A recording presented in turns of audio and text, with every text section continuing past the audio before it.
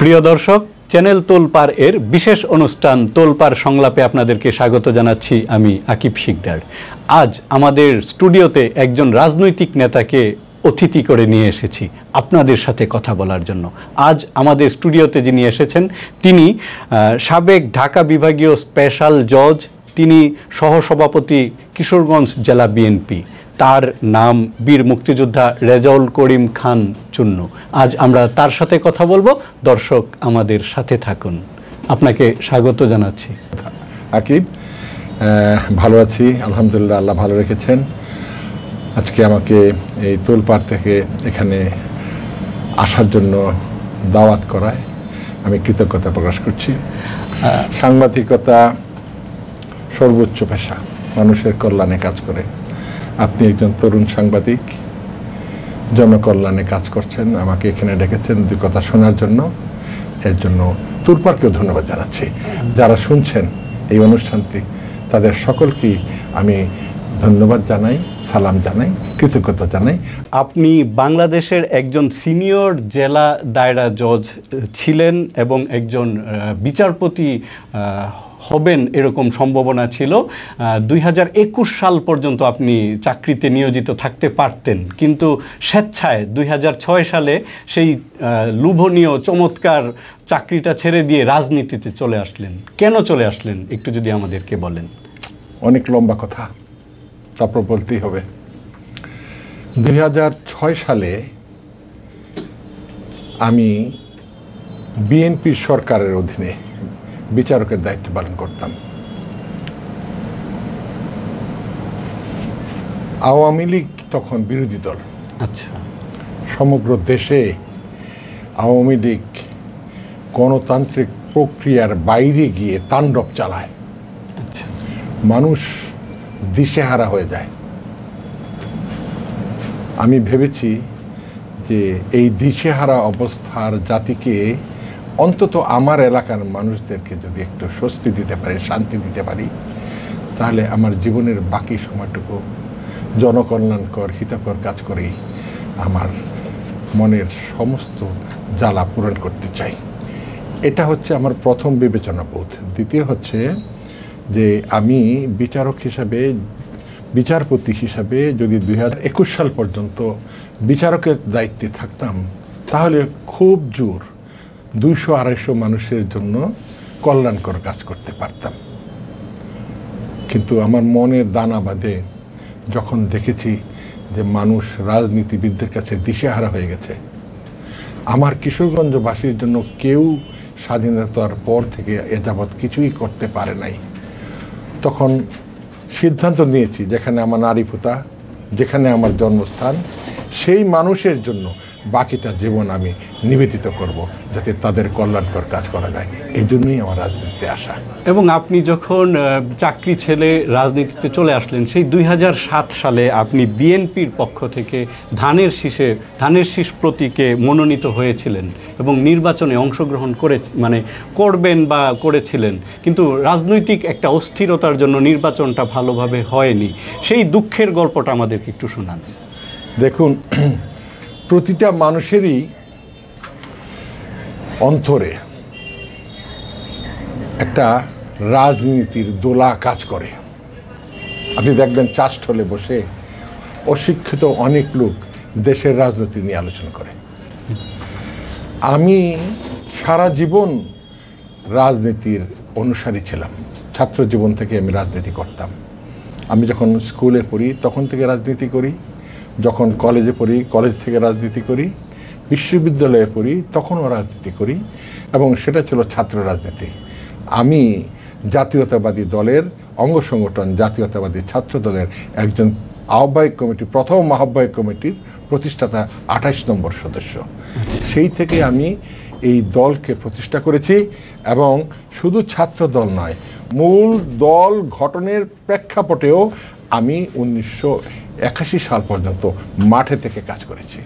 এবং মাঠে থেকে কাজ করার পর প্রেসিডেন্ট জিয়াউর রহমান যখন আমাদের ছেড়ে চলে যান, তিনি যখন মৃত্যুবরণ করেন, তখন আমি অত্যন্ত ব্যথিত হই।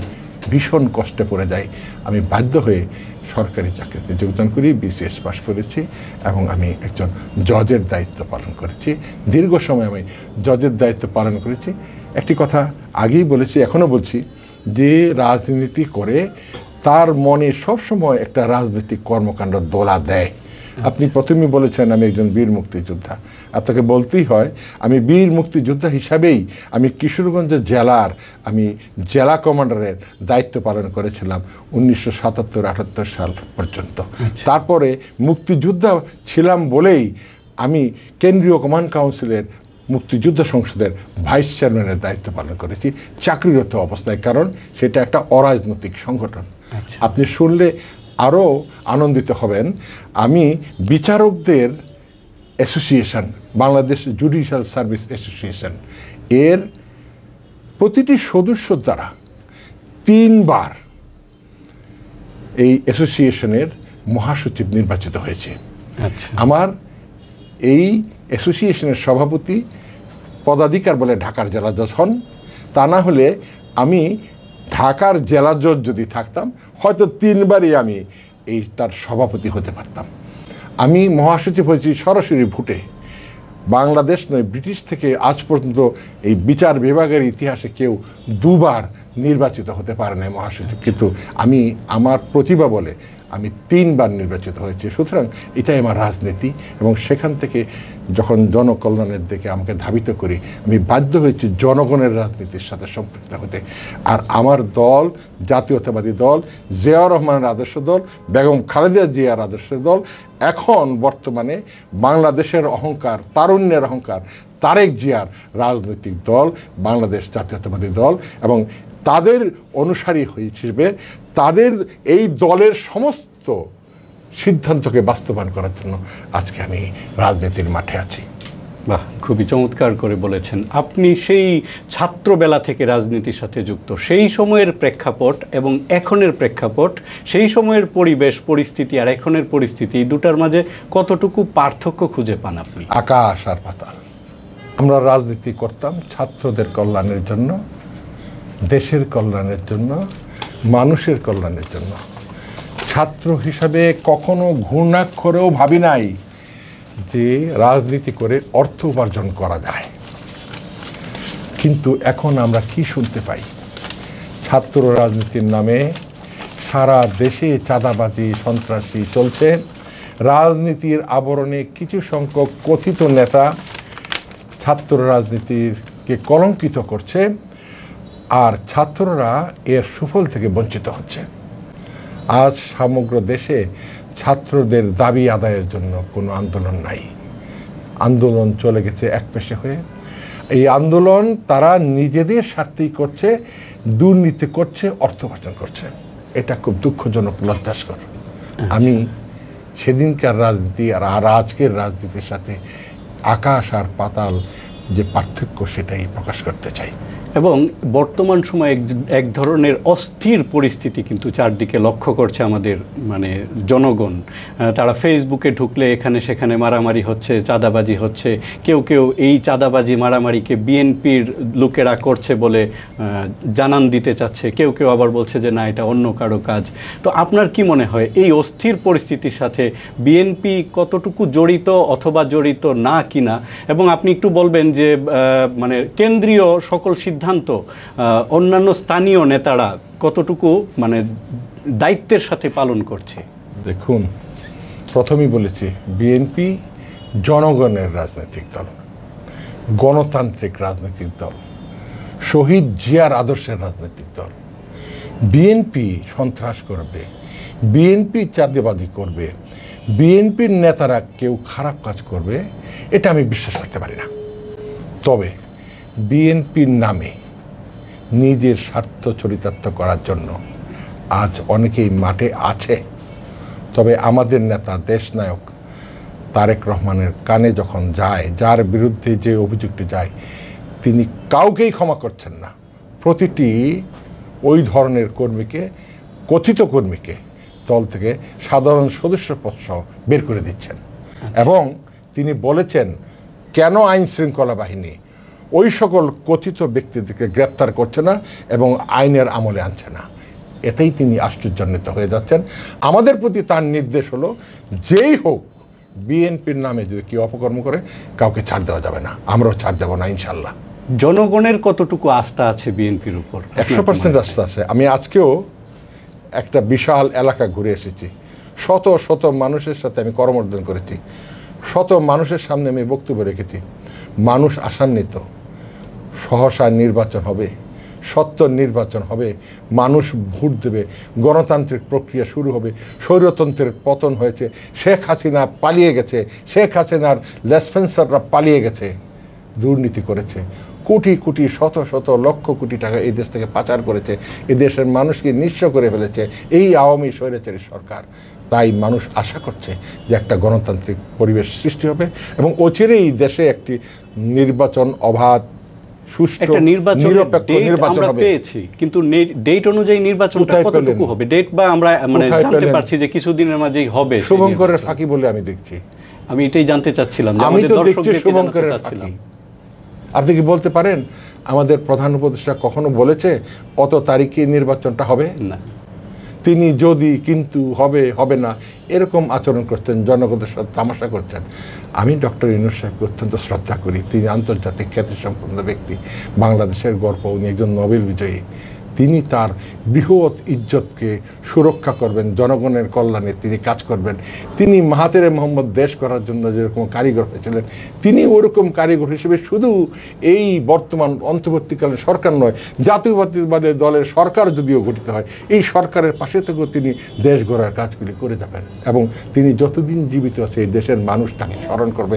তার মৃত্যুর পরেও শত শত বছর ডক্টর ইউনূসকে যে মানুষ স্মরণ করে সেই কাজগুলি ডক্টর ইউনূস করবেন, এটার উপরেই আমি আশাবাদী। আগামী নির্বাচনে আপনি যদি আপনি চান, আপনি প্রার্থী হয়ে বিএনপির পক্ষ থেকে মনোনয়ন পান, সেই ক্ষেত্রে আপনি আমাদের কিশোরগঞ্জবাসীর জন্য কি করবেন? দেখুন, আমি মনোনয়ন পাবো বা পান এই কথাই বিশ্বাসী নই। যেহেতু আমার মনোনয়ন নবায়ন হবে। আচ্ছা, যেহেতু আমি আগেও নির্বাচন করেছি, 7-এও করেছি, 18-তেও করেছি। আমার চেয়ে বেশি ভোট ঢাকা বিভাগের কেউ পায় নাই। আমি 1 ঘন্টায় প্রায় লক্ষের কাছে ভোট পেয়েছিলাম। নীরবে নিবৃত্তে মানুষ অন্য প্রতীক গায়ে লাগিয়ে আমাকে ভোট দিয়েছে। 1 ঘন্টার মধ্যে আমার যখন প্রায় 50 জন পুলিং এজেন্ট, প্রধান নির্বাচনী এজেন্ট সহ সবাইকে গ্রেফতার করা হয় এবং আমার পরিবারের কাউকে ভোট দিতে দেওয়া হয়নি, আমাকে ভোট দিতে দেওয়া হয়নি, পুলিশ আমার গায়ের পাঞ্জাবি ছিঁড়ে নিয়ে চলে গেছে। সেই অবস্থায় আমি নির্বাচন প্রত্যাখ্যান করেছি 1 ঘন্টার মধ্যে এবং 18 নির্বাচনে, এবং 1 ঘন্টার ফলাফলে আমি প্রায় লক্ষের কাছে ভোট পেয়েছিলাম। মানুষ আমাকে এতটাই ভালোবাসে, কারণ মানুষ জানে এই মাটির সন্তান আমি, এখানে আমার নারী পোতা আছে, আমি বাইরের থেকে এখানে এসে মানুষের জন্য কল্যাণকর রাজনীতি করব না, আমি সত্যি এখানে জন্ম হেতু এখানকার মানুষের কাজ করব। বাইরের মানুষের স্থান এখন ফুরিয়ে গেছে, মানুষ নিজের মানুষকে খুঁজে বের করতে সক্ষম হয়েছে। আপনাকে সেটাই বিবেচনা রাখতে হবে। অনেক দিন থেকে রাজনীতিতে আপনি যুক্ত, আপনার নিশ্চয়ই প্ল্যান করা আছে, আপনি যদি সেই ক্ষমতা পান তাহলে আমাদের এই কিশোরগঞ্জবাসীর জন্য শিক্ষা, স্বাস্থ্য, যাতায়াত এইসব ক্ষেত্রে কি কি করবেন একটু যদি আমাদের দর্শকদেরকে বলেন। 5 বছরে নির্বাচিত সংসদ সদস্য তেমন বেশি কাজ করতে পারার সুযোগ পায় না। আমার এখন 70 বছর বয়স হয়ে গেছে। আমি আশাবাদী আমি অন্ততপক্ষে সুস্থ শরীরে সক্ষমভাবে 10 বছর এই সংসদীয় এলাকার মানুষকে সেবা দিতে পারবো। কিশোরগঞ্জ 1, কিশোরগঞ্জ এবং হোসেনপুর একটা চক্র চেষ্টা করছে হোসেনপুরকে পৃথক করার জন্য। আচ্ছা, কিন্তু আমি হোসেনপুরবাসীকে কথা দিয়েছি আপনাদেরকে নিয়ে কিশোরগঞ্জ 1 আসনের উন্নয়ন করব। তাই আমি চাই তারা আমার সাথে সংযুক্ত থাকুক। আচ্ছা, এখন প্রশ্ন হলো 5 বছরে যদি আমি নির্বাচিত হই একটার, তাহলে আমি কতগুলি পরিকল্পনা করতে পারি। পরিকল্পনা শতভাগ বাস্তবায়ন হবে কিনা আমি সেটা বলতে পারবো না, তবে আমার কিছু কর্ম করার প্ল্যান আছে। প্ল্যানগুলি প্রথম হচ্ছে, আমাদের এই শহরটা অত্যন্ত সরু রাস্তা, শহরটার 2টি রাস্তা নরসন্দা 2 পারে, একটা স্টেশন রুট নামে অভিহিত, আরেকটি স্টেশন রোডের বাইরে রথকলা সহ বাজার এলাকা, মার্কেট এলাকা, এটাও মার্কেট এলাকা। কিন্তু এত সরু রাস্তা যে এখানে পায়েও হাঁটা যায় না, এমনকি এখানে কোনো যানবাহনও চলাচলের কোনো ব্যবস্থা সঠিকভাবে গ্রহণ করা যায় না। তো আমি সিদ্ধান্ত নিয়েছি আমাদের এই দুইটার রাস্তার মাঝখানে একটা মৃত খাল বা নদী রয়েছে। আমি শহরের পূর্ব প্রান্তে প্রায় 2.5-3 কিলোমিটার দূর থেকে এই নরসুন্দা খালের এক পাশ দিয়ে বিশ্ব রোড বলে কথিত কিশোরগঞ্জের শেষ প্রান্তের যে রাস্তাটা, সেই রাস্তার সাথে আমি একটি এলিভেটেড এক্সপ্রেসওয়ে করতে চাই। এবং সেটা হবে নরসুন্দা মরা খালের এক পাশ দিয়ে, যার নিচে পায়ে হাঁটার রাস্তাও থাকবে এবং ছোট যানবাহন চলাচল করবে। বড় যন্ত্রের যানবাহনগুলি ওই এলিভেটেড এক্সপ্রেসওয়ে দিয়ে বিশ্ব রোড পর্যন্ত চলে যাবে। আর শহরে বিভিন্ন এলাকায় নামার জন্য অন্ততপক্ষে 6টা উইং তৈরি করা হবে এবং সার্কেল তৈরি করা হবে, সেখান থেকে ওঠানামা করতে পারবে। সেই ক্ষেত্রে বৃহত্তর এই কিশোরগঞ্জ জেলার ইটনা, অষ্টগ্রাম, মিঠামাই, নিকলি, তারপরে তারাইলের একাংশ সহ যে শহরে যে প্রবেশ করার মূল রাস্তা কিশোরগঞ্জ করিমগঞ্জের যে রাস্তাটি, ইদানিং এটা একটু প্রশস্ত হয়েছে, তার সাথে একটা সার্কেলে বাইপাস রোড যেটা শহরকে ছেড়ে চলে গেছে, তার সাথে সংযুক্ত করে আমি একটি এলিভেটেড এক্সপ্রেসওয়ে করতে চাই, যার মাধ্যমে মানুষ খুব সহজেই শহরে আসতে পারবে, উঠতে পারবে, নামতে পারবে, শহরে কোনো যানজট থাকবে না। এটাই হচ্ছে আমার প্রথম পরিকল্পনা। এটা বাস্তবায়ন করাও খুব কঠিন না, কারণ এটা বাস্তবায়নের লক্ষ্যে আমি জাপানের জাইকা যে রয়েছে আমাদেরকে যারা অর্থনৈতিক সহযোগিতা দেয়, জাইকার প্রধানের সাথে আমার একদিন কথা বলার সুযোগ হয়েছিল। আমি তার কাছে দাবি করেছিলাম যে আমি এমন একটি কাজ আমার এলাকার জনগণের জন্য করতে চাই। তিনি বলেছিলেন আমাকে, আপনি যদি জাতীয় সংসদের সদস্য নির্বাচিত হন আমার কাছে আসবেন, আমি সর্বোচ্চ প্রচেষ্টা গ্রহণ করব যাতে করে আপনার এই পরিকল্পনা বাস্তবায়িত হয়। বাহ, আমি শুনছিলাম এবং আমার কল্পনায় কাজ করছিল, নিশ্চয়ই আমাদের দর্শকদের কল্পনায়ও কাজ করছে। দর্শক, নেতা যে কথাগুলো বলেছেন, যে প্ল্যান আপনাদেরকে দেখিয়েছে, সেটা যদি বাস্তবায়িত হয় আপনাদের কি মনে হয় কেমন হবে আমাদের এই কিশোরগঞ্জ শহরটা, কেমন হবে আমাদের এই হোসেনপুরের রাস্তা বা হোসেনপুরের পরিবেশ? আপনারা আমাদের সাথে থাকুন, আমাদের কথাগুলো আসলে শুনুন। সত্যি ভালো লাগছে আপনার সাথে কথা বলে। আপনি একবার ভাবুন, আমাদের ঢাকা শহরে হাতির ঝিল বলে একটা ঝিল আছে, আর আমাদের এর চেয়েও মনোরম দৃশ্যের একটি মরা খাল আছে নরসুন্দা। এটাকে যদি হাতির ঝিলের মতো করে সাজাতে পারি, সেখানে যদি পার্ক তৈরি করতে পারি, বিনোদন কেন্দ্র করতে পারি, তাহলে কিশোরগঞ্জবাসীর কিশোরগঞ্জ শহরের মতো এরকম একটি সুন্দর শহর সারা বাংলাদেশে খুঁজে পাওয়া যাবে না। শুধু একটা প্রকল্প বাস্তবায়িত হলে এটা হবে সবচেয়ে সুন্দর শহর, পরিচ্ছন্ন শহর। কারণ এলিভেটেড এক্সপ্রেসওয়ে শুধুমাত্র উপরে কাজ করছে না, নিচেও কাজ করছে, এবং আরও সংযোজন করতে চাই। আমাদের এই শহরের যত সোয়ারেজ সিস্টেম আছে সেটা ওই খালের এক পাশ দিয়ে বড় ড্রেন করে একদম শেষ প্রান্ত পূর্ব এবং পশ্চিম প্রান্তে আমরা পাঠিয়ে শোধনাগার তৈরি করে দিতে পারবো।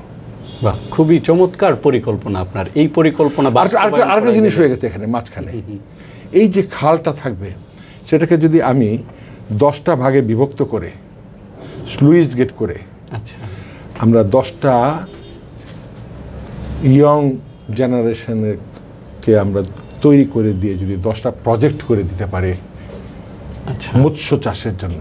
আপনি এবার ভাবেন, এই 5 কিলোমিটার রাস্তায় যদি 10টা প্রজেক্ট থাকে, 10টা প্রজেক্টে যদি 100 জন পরিবার এর থেকে মৎস্য চাষ করে অর্থ উপার্জন করতে পারে, তাহলে 100 পরিবার পুনর্বাসিত হয়ে গেল এবং এই কিশোরগঞ্জ জেলার প্রায় অর্ধেক মাছের চাহিদা মিটে যাবে। এটা ছোট্ট পরিকল্পনা, শুধু বাস্তবায়ন করতে পারলেই হয়। এবং একটা কথা সত্য যে মানুষ পরিকল্পনা করে, সেই পরিকল্পনাকে বাস্তবায়ন করার জন্য কিন্তু অনেক কিছু লাগে, আর সেটা নেতারাই করতে পারে বাস্তবায়ন। অনেক সময় একজন বিজ্ঞানীর মাথা থেকে কিছু একটা বের হয়ে আসে, কিংবা একজন লেখক, সাংস্কৃতিক কর্মীর কাছ থেকে বের হয়ে আসে, কিন্তু সেটাকে বাস্তবায়ন করতে হয় কিন্তু নেতার মাধ্যমে।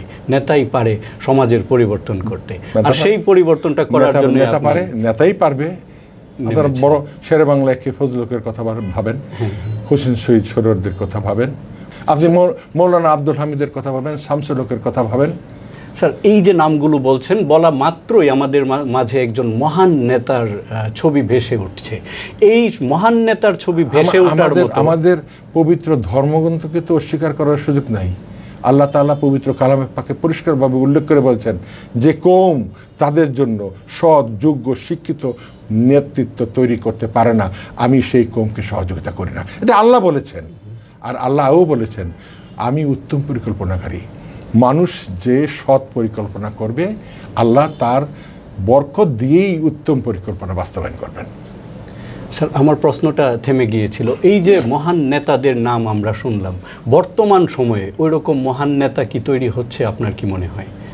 মানে আমি আশাবাদী আমাদের নেতা দেশনায়ক তারেক রহমান আগামীতে মাহাথির মোহাম্মদের চেয়েও বড় নেতা হিসেবে বাংলাদেশে আবির্ভূত হবেন, এটা আমি আশাবাদী। আর আমার নেতাকে যদি আমি ওই স্থানে দেখতে না পাই, আমি রাজনীতি থেকে ইস্তফা দেব, আমি রাজনীতি করব না। বাহ, আরেকটা প্রশ্ন আমার থাকবে, সেটা হলো যে আসলে তরুণ প্রজন্ম যদি রাজনীতিতে যুক্ত না হয়, তাহলে একটা সময় কিন্তু আসলে মানে তরুণরা যদি এগিয়ে না আসে, তাহলে জাতি বা সমাজ একটা সময় ধ্বংস হয়ে যায়। তরুণ বলতে একদম স্কুল লেভেল বা কলেজ লেভেলের শিক্ষিত মানুষ হতে হবে। শিক্ষিত, তারা কি এখন রাজনীতিতে? শিক্ষাহীন ব্যক্তি রাজনীতি করলে রাজনীতি হয় না। একটা শিক্ষিত মানুষকে রাজনীতি করতে হবে। আমার এই প্রশ্নটাই একটা কথা মনে রাখবেন, আপনি যদি একজন শিক্ষিত সাংবাদিক হয়ে থাকেন, তাহলে এই পেশায় আপনি অবশ্যই উন্নত করতে পারবেন। আর আপনি যদি এলো জানার যদি চলে যান হলুদ সাংবাদিকতা, তাহলে আপনি কিছুদিন পরেই নিষ্ক্রান্ত হবেন, থাকবেন না। আপনি যে কথা বলছেন যুব সমাজকে শিক্ষিত করতে না পারলে, উচ্চ শিক্ষায় শিক্ষিত করতে না পারলে রাজনীতিতে তাদের অবদান কোনো কাজে আসবে না। আচ্ছা, রাজনীতি করতে চাইলে শিক্ষিত সমাজের, সুশিক্ষিত সমাজের প্রয়োজন, এবং এই যুবকদেরকে, এই শিশুদেরকে এখন থেকেই সুশিক্ষিত করার জন্য পরিকল্পনা হাতে নেবে। আপনি প্রশ্নের প্রথম ভাগে বলেছিলেন শিক্ষায় আপনি কি করতে চান। আপনাকে আমি বলতে চাই, আমি কিশোরগঞ্জ শহরে মাত্র 2টা প্রতিষ্ঠান করতে চাই, যে 2টা প্রতিষ্ঠানে শিক্ষিত লোকের বীজ রোপণ হবে, এবং এরা হবে এই কিশোরগঞ্জ নয় সারা বাংলাদেশের মাথা, দেশে বিদেশে সম্মান অর্জন করবে, সুশিক্ষিত হবে। আমার পরিকল্পনার মধ্যে আছে কিশোরগঞ্জ শহরে একটি মহিলাদের জন্য, মেয়েদের জন্য, আর একটি পুরুষের জন্য, ছেলেদের জন্য 2টা ইংলিশ মিডিয়ামের 12 ক্লাস পর্যন্ত আমি স্কুল তৈরি করব। এমন স্কুল হবে যে স্কুল থেকে প্রতি বছর যদি 500 করে ছাত্র, 1000 ছাত্রছাত্রী বেরিয়ে যায়, তাহলে তারা দেশে বিদেশে অত্যন্ত উচ্চশিক্ষিত, সুশিক্ষিত হয়ে আমাদের দেশের জন্য অবদান রাখবে, এবং বিদেশের জন্য তারা অবদান রাখতে পারবে। এরা বিদেশ থেকে অনেক বৈদেশিক মুদ্রা অর্জন করে বাংলাদেশের উন্নয়নের জন্য পদক্ষেপ গ্রহণ করতে পারবে। আপনাকে আরেকটা কথা বলি, সবাই উচ্চশিক্ষিত হতে পারবে সেটা আশা করা যায় না। তাহলে আল্লাহ তাআলা পৃথিবীতে মানুষের মধ্যে শ্রেণীবিন্যাস করতেন না। ইন্টারমিডিয়েট পর্যন্তই যদি ছেলেরা ভালো রেজাল্ট করে আসতে পারে, আমি একটা টেকনিক্যাল কলেজের মতো করলাম, ডিপ্লোমা কলেজের মতো করলাম, সেখানে 5টা 6টা ইঞ্জিনিয়ারিং ট্রেডের আমি শিক্ষা দিলাম, ডিপ্লোমা সার্টিফিকেট নিল। এই ছেলেরা প্রতি বছর যদি 500 ছেলে এখান থেকে ডিপ্লোমা ভালো শিক্ষিত হয়ে বের হয়ে যায়, তাদের বিদেশে চাকরি নেওয়ার সকল দায়িত্ব 5 বছর আমি নিব, এবং তাদের কোনো কাজ করতে হবে না। তাদের সার্টিফিকেট নিয়ে আমি বিদেশে যাব, তাদেরকে আমি কাজ দেব। তবে যে টাকা তাদের পিছনে আমাদের এই স্কুল বা এই কলেজ বা এই ইনস্টিটিউট খরচ করবে, সেই খরচটা তার অর্জিত আয়ের 30% কেটে আমাদেরকে পরিশোধ করতে হবে। এই টাকা, সম্পূর্ণ টাকা যার তার প্রতি ব্যয় হয়েছে, সেই টাকা পরিশোধ না হওয়া পর্যন্ত হিসাব নিকাশ করে তাকে 30% করে বাতিল রাখা দেবে, বাকি 70% পরিকল্পনা। অবশ্যই এটা কোনো বিষয় না। এটার জন্য মাত্র 50 কোটি টাকা, 100 কোটি টাকার একটা প্রজেক্টের দরকার। তো 50 কোটি টাকা, 100 কোটি টাকা বাস্তবায়নের জন্য আমার পরিবারই যথেষ্ট। আপনি এখন জিজ্ঞাসা করতে পারেন কিভাবে। দেখুন, আমরা 10 ভাই, 9 ভাই জীবিত আছি, 3 ভাই আমেরিকায় থাকে, একজন সিঙ্গাপুরে থাকে। তারা সবাই উচ্চশিক্ষিত এবং তারা অর্থ উপার্জন করে। আমরা 5 ভাই এই বাংলাদেশে আছি, সবাই উচ্চশিক্ষিত। আমি জজ, আমার সবার ছোট ব্যারিস্টার, মাঝখানে একজন ডক্টরেট করা, একজন পুলিশের উচ্চপদস্থ কর্মকর্তা, একজন জনপ্রতিনিধি। আমরা যদি সবাই মিলিয়ে চিন্তা করি যে আমরা 20 কোটি টাকার একটা ফান্ড তৈরি করব, এই পারপাসে ব্যয় করব, হয়ে গেল, আরো বহু লোক আগে আসবে তখন, যে ফান্ডটা আমরা এখানে ব্যয় করি মানুষের কল্যাণে। সুতরাং এটা কোনো বিষয় না, ইচ্ছা থাকলে করা যায়। আমি এগুলি করে প্রতি বছর অন্তত কিশোরগঞ্জবাসীর 1000 জন লোককে প্রোভাইড করতে পারবো। আগের সরকারকে একটা ধন্যবাদ জানাই, হোক বা না হোক একটা বিশ্ববিদ্যালয়ে আমাদের এখানে প্রচেষ্টা করার ঘোষণা দিয়েছে, কিন্তু অবকাঠামোগত কোনো সুবিধা এখনো নাই, অর্থ বরাদ্দ হয় নাই, কিছু হয় নাই। আমি যদি সংসদ সদস্য নির্বাচিত হই, ওই যেই এলাকায় বিশ্ববিদ্যালয়টা প্রতিষ্ঠিত হওয়ার কথা, সেই এলাকায় এই বিশ্ববিদ্যালয়কে বিজ্ঞান ও প্রযুক্তি বিশ্ববিদ্যালয় হিসেবে বাংলাদেশের শীর্ষ বিদ্যাপীঠ হিসেবে তৈরি করব।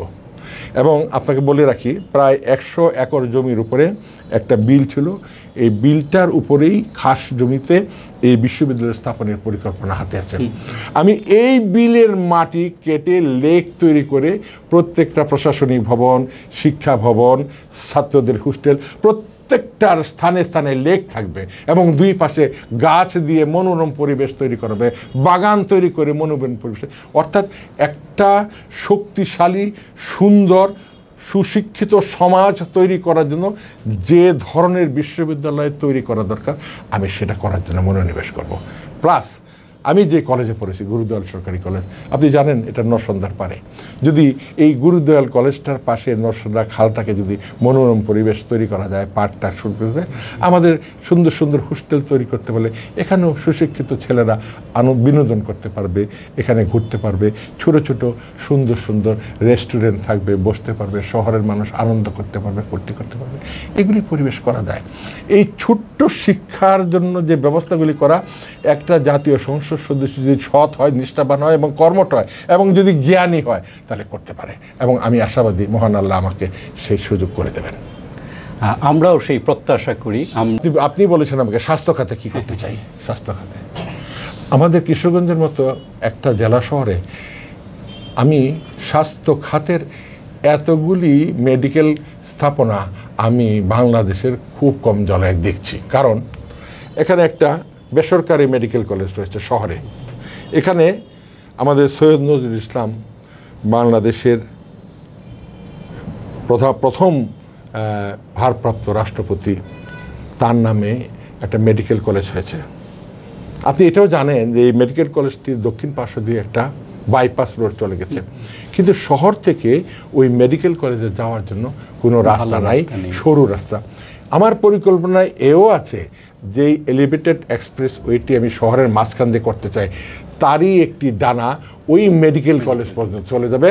মেডিকেল কলেজের দক্ষিণ পার্শ্বে যদি সেই রাস্তাটি চলে যায়, তাহলে শহর থেকে বা আপনার উত্তর বলুন, দক্ষিণ বলুন, পূর্ব বলুন, পশ্চিম বলুন, যেখান থেকে রোগীরা আসুক, এই এলিভেটেড এক্সপ্রেস ওয়ের মাধ্যমে ওই হসপিটালে পৌঁছতে লাগবে মাত্র 5 মিনিট সময়। আর ওই মেডিকেল কলেজ থেকে যদি দুর্নীতিবাজদেরকে তাড়ানো যায়, চাঁদাবাজদেরকে তাড়ানো যায়, ডাক্তারদের থাকার যদি মনোরম পরিবেশ তৈরি করা যায়, ডাক্তারদের নিরাপত্তার সম্পূর্ণ ব্যবস্থা করা যায় এবং কিশোরগঞ্জ থেকে ঢাকার চলাচলের রাস্তাটার যদি সময়ের স্বল্পতা তৈরি করা যায়, সরাসরি একটি ভালো রাস্তা তৈরি করা যায়, ভালো যানবাহন দেওয়া যায় বা ভালো একটি ট্রেন 2 বার চলে ব্যবস্থা করা যায়, তাহলে অনেক নামি দামি ডাক্তাররা ঢাকা থেকে এই মেডিকেল কলেজে এসে শিক্ষকতা করবেন এবং চিকিৎসা করবেন। এটা আমি যদি সংসদ সদস্য নির্বাচিত হই, আমি অনুরোধ করে আনবো এবং এই প্রতিষ্ঠানগুলিকে আমি বিশ্বমানের তৈরি করব এবং এই সেবা খাত ওইটা রয়ে গেছে। আপনি দেখুন শহরের এই প্রান্তে একটি হাসপাতাল আছে, সরকারি হাসপাতাল, 250 শয্যা বিশিষ্ট। এখানেও কিন্তু মানুষ চিকিৎসা পাওয়ার জন্য সুন্দর সুব্যবস্থা নাই। এটাকেও একটা শৃঙ্খলার মধ্যে আনতে হবে, ভালো ডাক্তারদের নিয়োজিত করতে হবে, ভালো ডাক্তারদের কাজ করতে হবে, টাউট বা চাঁদাবাজকে সরাইতে হবে এবং পুলিশ প্রশাসনকে আঙুলের নির্দেশে চলে সঠিকভাবে সেই ব্যবস্থা রাখতে হবে। স্মরণ রাখতে হবে, একজন রাজনীতিবিদ সৎ থাকে আর যে সেই ঘোষণা দেয় যে এই জেলায় কোনো দুর্নীতি বা সরকারি আমলা থাকবে না, তাহলে নিজেই আসবে না, চেষ্টা করবে না এখানে থাকার জন্য, এবং আমি সেই পদক্ষেপ গ্রহণ করবো ইনশাল্লাহ। খুবই চমৎকার আপনি বলেছেন, এবং এই আপনার স্বপ্ন যদি সত্য হয় আমার মনে হয় কিশোরগঞ্জ হোসেনপুরবাসীর জন্য অনেক উপকার হবে। হ্যাঁ, আর সেই জন্য আসলে মানুষেরই প্রয়োজন, মানুষ যদি এগিয়ে আসে আপনার পেছনে। আপনি কখনো হোসেনপুর গিয়েছেন? করা সম্ভব। হোসেনপুর গিয়েছেন? হ্যাঁ হ্যাঁ, গ্রামান্তরে গিয়েছেন? হ্যাঁ হ্যাঁ। আমি প্রতিটি গ্রামে পায়ে হেঁটেছি। আচ্ছা। কি সুন্দর সবুজ মনোরম পরিবেশ, কিন্তু কোনো উন্নয়ন নাই, মানুষ কোনো বিনোদনের জায়গা নাই, ভালো একটি রাস্তা নাই, চিকিৎসা কোনো সুযোগ নাই। অসুবিধা কোথায়? এই রাষ্ট্রের বহু অর্থ বাজেটের মাধ্যমে প্রতিটি উপজেলার জন্য বরাদ্দ হয়। সঠিকভাবে যদি ওই বরাদ্দকৃত অর্থের মধ্যে থেকে মাত্র 70% টাকা যদি সৎভাবে ব্যবহার করা যায়, তাহলে একটা ফুলের মতো সজ্জিত হতে পারে একটি উপজেলা। আমি হোসেনপুরের মতো এত সবুজ সুন্দর এলাকা আমি দেখি না, তাই আমি স্মরণ করি হোসেনপুরবাসীকে নিয়ে একটি স্বপ্ন দেখছি, তাদেরকে আমি একটা সুন্দর সুবাসিত উপজেলা হিসেবে তৈরি করব, এবং কিশোরগঞ্জের সাথে তাদের যাতায়াতের এমন সুন্দর ব্যবস্থা করে দেব যেন হোসেনপুরের মোড়ে বাসে উঠবে, 15 মিনিটে কিশোরগঞ্জ শহরে পৌঁছবে, আবার ওই ধরনের বাসে 15 মিনিটে যাবে, 15 মিনিটে আসবে। প্রতি 10 মিনিট পরে পরে যদি সেদিকে একটি বাস যায়, প্রতি 10 মিনিট পরে সেখান থেকে একটি সুন্দর বাস আসে, তাহলে আর চলাচলের কোনো সমস্যা থাকবে না। কিশোরগঞ্জের যানজট থাকবে না, থাকবে না, কোনোভাবেই থাকতে পারে না। রাস্তা কতগুলি হয়ে যাবে, থাকবে কোথায় যানজটের কোনো অবস্থা নেই। সুতরাং এগুলি খুব ছোট্ট পরিকল্পনা, কিন্তু বাস্তবায়িত করতে হবে খুব ধীর গতিতে, খুব শান্ত মনে, জ্ঞান বুদ্ধি ব্যবহার করে। আপনাদের সহযোগিতা দরকার। নিশ্চয়ই আমার মনে হয় জনগণ আপনাকে সহযোগিতা করবে। আপনার কথাগুলো শুনতে শুনতে আমরা প্রায় অনুষ্ঠানের শেষ পর্যায়ে চলে এসেছি। সত্যি ভালো লাগছিল। এই পর্যায়ে আপনি যদি আমাদের দর্শকদের উদ্দেশ্যে কিছু বলেন। ধন্যবাদ। আমি আমার এই সংসদীয় আসনের সম্মানিত সকল ভোটারদের উদ্দেশ্যে বলছি, আপনারা বিশ্বাস করতে পারেন আমার উপর, বিশ্বাস স্থাপন করতে পারেন আমার উপর। এই স্বাধীনতার পর থেকে আজ অবধি এই কিশোরগঞ্জের জন্য কোনো দলের রাজনৈতিক নেতৃবৃন্দ তেমন অবদান রাখতে পারেনি। মানুষ আজও ধুকে ধুকে মরছে, মানুষ রাজনীতির শ্রদ্ধা হচ্ছে। একবার আমাকে পরীক্ষা করে দেখুন কিন্তু কি করতে চাই। আমি যে কথাগুলি বলি বাস্তবায়ন করতে আপনারা সার্বক্ষণিক আমাকে সহায়তা করুন। আমি আপনাদের পাশে থাকব। আমি খুব বেশি দিন জীবিত থাকব সেটা বলবো না, কারণ বয়স হলে মানুষ চলেই যেতে হবে। আর যাওয়ার আগে আমার মৃত্যুটাকে স্মরণীয় এবং বরণীয় করে রেখে আমি যেতে চাই। আপনারা আমার জন্য দোয়া করবেন। যে কথাগুলি আমার প্রিয় ভাই সাংবাদিককে বলেছি, সেই কথাগুলির বাস্তবায়ন যেন আমার জীবনে আমি করতে পারি আপনাদের ভোটের মধ্যে নির্বাচিত হয়ে, তাহলে আমার জীবন সার্থক হবে। আপনারা ভালো থাকবেন, কিশোরগঞ্জবাসী সুখে থাকবে, শান্তিতে থাকবে, সুন্দর শিক্ষা স্বাস্থ্য ব্যবস্থা ও যোগাযোগ ব্যবস্থায় আগামী প্রজন্ম এই কিশোরগঞ্জকে সুন্দর করে রাখবে, এটি প্রত্যাশা নিয়ে আমি আমার কথা শেষ করছি। ধন্যবাদ। আপনাকে অনেক অনেক ধন্যবাদ। অনেক মূল্যবান সময় রেখে আমাদের সাথে সময় দিয়েছেন। যারা দর্শক আমার কথা কিছুক্ষণ শুনেছেন কষ্ট করে, তাদের প্রতি আমি কৃতজ্ঞতা প্রকাশ করছি, মাথা অবনত করছি, এবং আমি দাবি করছি যে আপনারা আমার জন্য অবশ্যই দোয়া করবেন। আমিও সকলের জন্য দোয়া করি। অনেক ধন্যবাদ আপনাকে। প্রিয় দর্শক, আপনারা এতক্ষণ দেখছিলেন চ্যানেল তোলপাড় এর বিশেষ অনুষ্ঠান তোলপাড় সংলাপ। তোলপাড় সংলাপ এখানেই শেষ হচ্ছে। আপনারা আমাদের পরবর্তী অনুষ্ঠান দেখার জন্য আমাদের সাথে থাকুন, এবং আজকের অনুষ্ঠানটি আপনাদের যদি ভালো লেগে থাকে তাহলে শেয়ার এর মাধ্যমে আপনার ফেসবুক টাইমলাইনে রেখে দিতে পারেন। আজকের এই নেতার কাছ থেকে আমরা যে স্বপ্নগুলো দেখেছি, ওনার কাছ থেকে যে সম্ভাবনাময় এর বিষয়গুলো শুনেছি, বাস্তবায়িত হলে একদিন আমরা আসলে চমৎকার একটি কিশোরগঞ্জ হোসেনপুর পাবো, সেই প্রত্যাশা করি। দর্শক, আপনাদের ভালো লাগাতেই আমাদের সার্থকতা। ভালো থাকুন আপনারা। আল্লাহ হাফেজ।